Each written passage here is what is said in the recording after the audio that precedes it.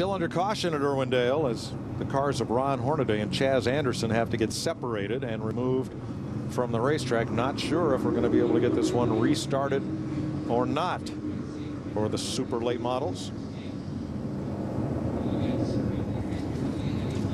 And it looks like we're getting pretty close to packing this one up and putting it away.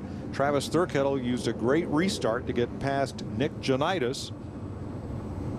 And that may have just won him the race. Trevor Bain, thanks for coming by, being a part of this, and congratulations on a great second place finish. Good luck this season. I appreciate it, guys. Thanks for having me on. All right, we'll be looking for you. There's a checker flag right there. Checker and yellow, and one restart did it for Travis Thurkettle. He is the winner of the super late model abbreviated portion of the Toyota All-Star Showdown. Nick Janitis led the first lap. When we got back to green, Thurkettle got past him on the restart.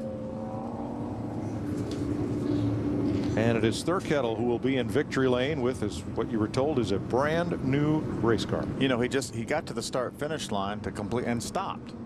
I mean, our scoring monitor showing Janitis actually crossed the start finish line before him. Never mind, it's over.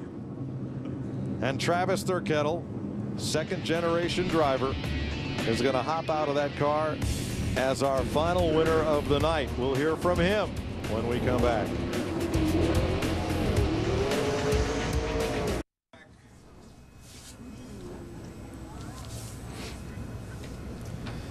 Victory lane, that's where Travis Thurkettle sits, and Nick Janitis' car is there as well. Travis is the winner of the super late model event scheduled for 150 laps, but Dick Berggren, did he even break a sweat? No, he didn't break a sweat, but I want to know how you did that restart, because that won you the race. Well, you know, Dick, I was wondering when that last restart was going to come with that time restraint, and you know, I knew Nick was tough, and we spun the tires real bad in the first start, and I didn't want to do that again, and I wanted to be real aggressive, get to the front, and make it happen. You know, I never know when it was going to end, and I knew. But you know what? I was surprised. I wanted to run that race. This car was really strong, and I was excited to run the rest of the race. But hey, I'll take it. Way we can get it right now. A win is a win is a win. Mike.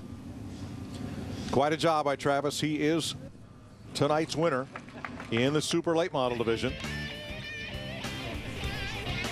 And here's the way they finish. With Dan Moore third, Stephen Peace, Andy Allen the top five. Tony McRae gets a top 10 finish, finishes 8th. Nice job. Jeff Eshelman, Luis Martinez Jr. That's your top 10. Here's back through 20th spot. Most of these drivers never got a rhythm going in this race. There just weren't enough green flag laps. And we run out of time. Irwindale Speedway trying to be a good neighbor to the folks in the nearby towns and get this program ended before it gets too late. There's some of the cars that were involved in that incident on the backstretch on lap number 2. Rip Michaels finished 35th. He stopped to avoid the wreck, and when the race restarted with so little time left, just kind of pedaled it around so as not to get caught up in the second big one. Smart. Tough night for Gilliland and for some of these drivers that were not around at the finish, like Hornaday and McRae, Spires, Vidovich, and the rest. 52 starters. How'd that work out?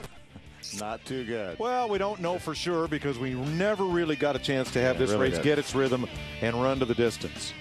And probably the one fellow who is most disappointed about that is Nick Janitis, who started this race up front by virtue of his championship. Got a good start. Not a great restart. Finishes second.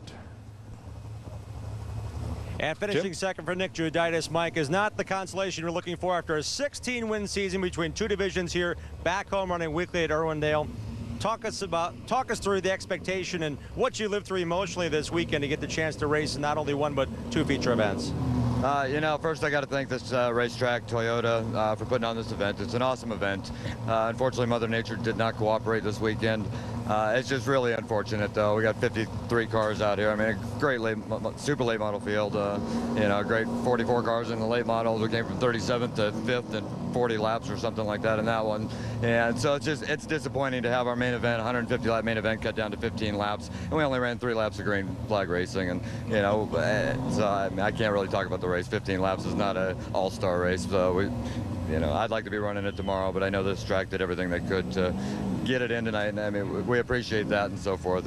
Just 15 laps is not a race. I'm sorry. Well, Nick, thanks for the action you provided tonight and for the fans every Saturday night here at Irwindale. Nice job, guys.